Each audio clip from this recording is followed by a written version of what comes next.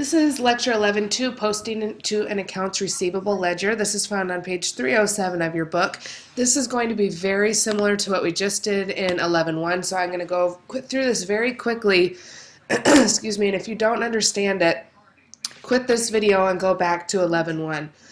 This is our general ledger account, which was what you should know about now, but now we are doing an accounts receivable. So before we had a normal credit balance, this is now a normal debit balance. These are an asset to us.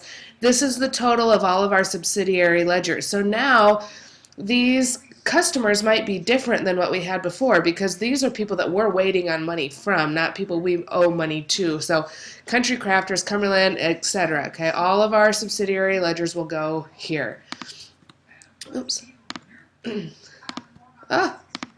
Okay.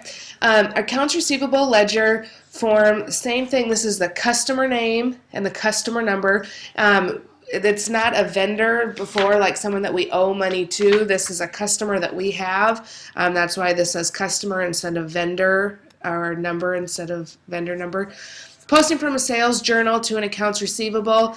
We are going to make sure that we have our sales journal open, and that we are going to Village Crafts, that we have the same account here that we have here. Okay, so we're going to write the date, write the sales number to make sure that we can cross-reference that. We're going to write our debit amount. We are going to write our debit balance. So if we had a balance before, this is a debit plus a debit, would give you your new debit balance. Okay. Then we need to write our customer number, make sure that we have that post-reference so we can cross-reference that back as well. Posting from a cash receipts journal to an accounts receivable ledger, same thing, the date, we're going to write the journal number, the credit, we're going to do our credit balance, we're going to write our customer number. Same thing. These should be very easy for you. I'm just making this video even just so that you can see this another place just from your book, but you really should understand how to do this. So if you need to pause this page, go ahead and do that. This is a completed accounts receivable ledger. You have all of your accounts there, and then this is your how we would prove.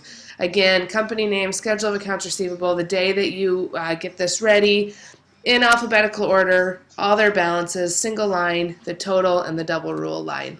That's all you need to know for 11.2.